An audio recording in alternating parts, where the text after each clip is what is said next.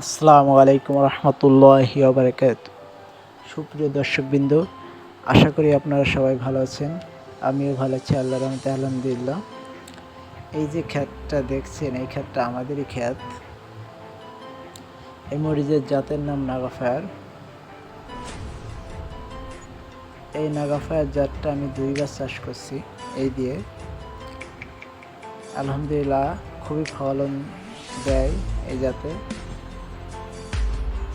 আপনারাও চাষ করতে পারেন। সঠিক পরামর্শ নিয়েই আপনারা চাষ করবেন।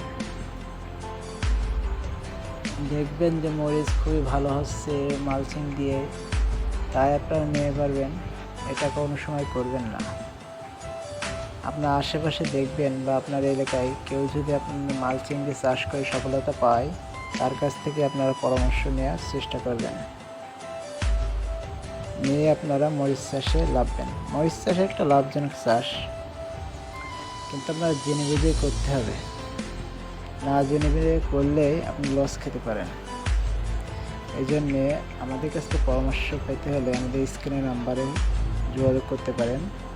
আর আমাদের কাছে আপনারা চারা, seedling tray, mulching paper, ready cocopeat, অন্ডারমা, বীজ, যাবতীয় সবজি বীজ আমাদের কাছে পাবেন।